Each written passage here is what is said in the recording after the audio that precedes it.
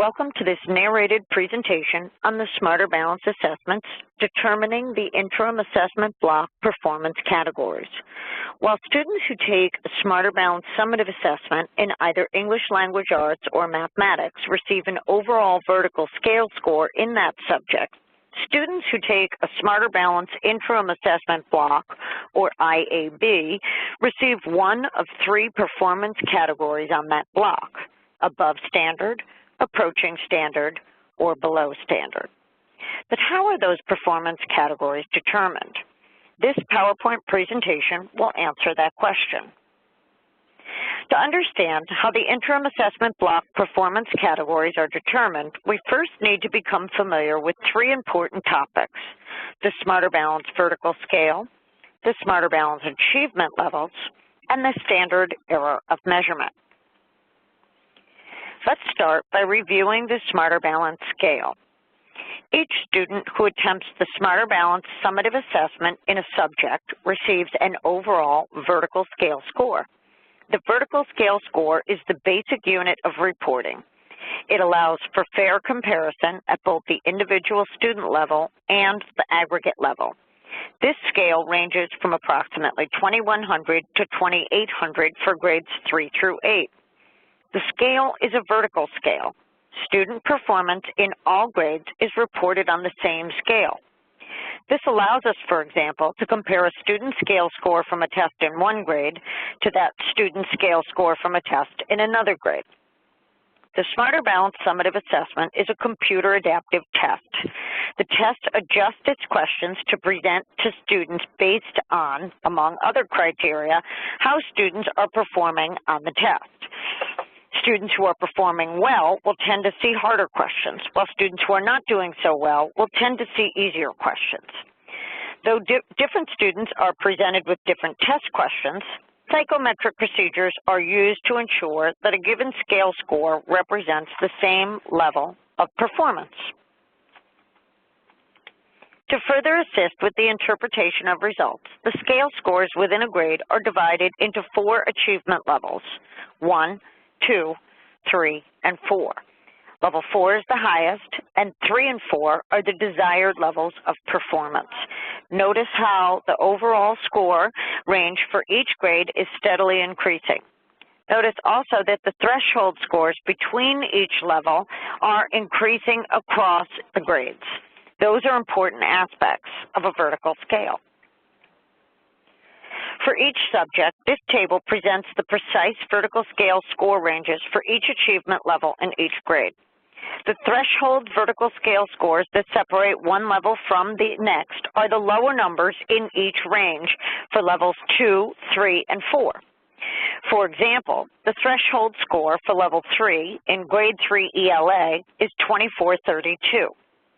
These threshold or cut scores were developed based on feedback from thousands of K-12 educators, higher education faculty, psychometric experts, parents, and other stakeholders through a process called standard setting. All Smarter Balance states, including Connecticut, have adopted these achievement levels and their corresponding threshold scores. Now that we have an understanding of the Smarter Balance scale and the achievement level threshold scores within each grade, let's review the last topic before we get into the claim level performance: the standard error of measurement. Psychometric theory tells us that a test score is an estimate of a student's achievement and comes with a certain amount of measurement error. That's why in the individual student reports shown here, we indicate that a student's test score can vary if the student were to take the test multiple times. Each time a student takes a Smarter Balance test, psychometric procedures are used to calculate not only the vertical scale score, but also the standard error of measurement for each student. Since this measurement error is known, the individual student report also provides the range of scores the student would earn if that student were to take the test multiple times. This range represents one standard error of measurement above and below the student's scale score.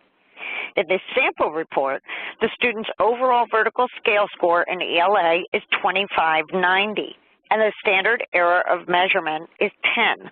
So the range is between 2580 and 2,600. Now let's look at the Smarter Balance interim assessment blocks. The interim assessment blocks, or IABs, provide teachers with an additional resource to measure student knowledge of specific content and skills aligned to the Connecticut core standards. They're shorter assessments that focus on smaller sets of related concepts. Unlike the summative assessment, IABs are not computer adaptive. This slide shows the blocks in mathematics for grades 3 through 5. Interim blocks are also available in English Language Arts for grades 3 through 8, as well as grade 11. The test items used on the IABs are of high quality because they're developed in exactly the same way and at the same time as those used for the summative assessments. Math interim assessment blocks assess specific concepts. These concepts are directly related to the domains at each level. Math interim assessment blocks have been updated this year. In order to appropriately address the critical areas in each grade, 7 new blocks have been added that measure various domains. In the next 4 slides, new blocks are indicated by an asterisk. In grade 3, a geometry block has been added.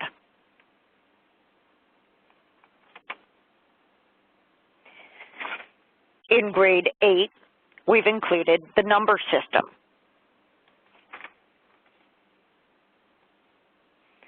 And several new blocks in grade 11 are now available, including seeing structure in expressions, polynomial expressions, geometry congruence, geometry measurement and modeling, interpreting functions, and number and quality. In ELA, blocks are designed to measure reading comprehension of literary and informational text, writing, listening, and research. With minor exceptions in grade 8, the same blocks are available in grades 3 through 8 and high school. Again, new items are reflected by an asterisk. In all grades assessed, except grade 8, writing skills were divided into writing brief text or brief rights, revising writing, using appropriate language and vocabulary, and editing skills, the block that focuses on conventions. Each grade has one performance task in either opinion argumentative writing, informational explanatory writing, or narrative.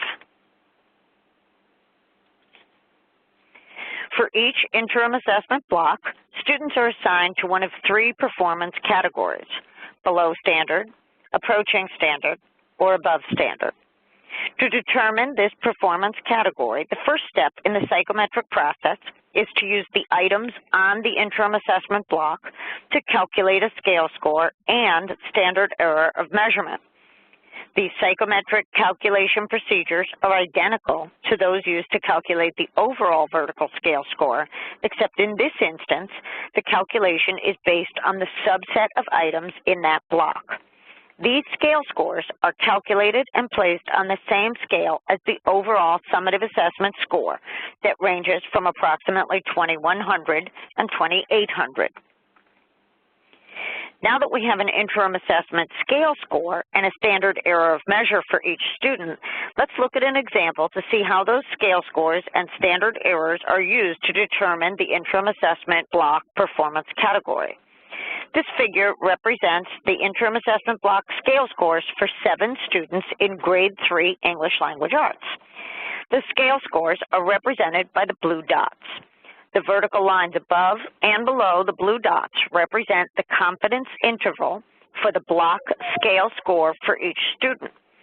Because the standard error of measurement represents the extent of uncertainty in a student's scale score, this confidence interval is established at 1.5 times the standard error of measure for each student, both above and below the block scale score for that child.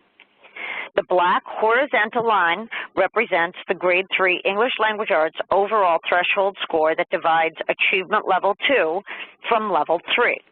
This score is 2432. It's the minimum overall vertical scale score needed on the grade 3 ELA test for a student to be classified in achievement level 3. If a student's block score and confidence interval are entirely below the horizontal line, then the student is said to be performing below standard on the interim assessment block. Student G is an example of this. If a student's interim assessment block scale score and confidence interval touch the horizontal line, then that student is said to be performing in approaching standard on that block. For example, see students A, B, and C. If a student's block scale score and confidence interval are entirely above the horizontal line, then that student is said to be performing above standard on that block. And an example of this are students D, E, and F. We should note the following. First, interim assessment block scale scores are derived using fewer items than the overall vertical scale scores. Therefore, the standard error of measurement for an interim assessment block scale score will be greater than that of the overall vertical scale score. Second, using 1.5 times the standard error of measurement instead of just 1 to establish the confidence interval gives us greater confidence in the block performance category that is assigned to the student. However, use of this wider confidence interval will result in more students being assigned to the middle category of approaching standard. I thank you for your attention and hope this narrated presentation has provided you with an understanding of how the interim assessment block performance categories are determined. For additional information, please refer to the Smarter Balance Interpretive Guide or contact our office. Thank you.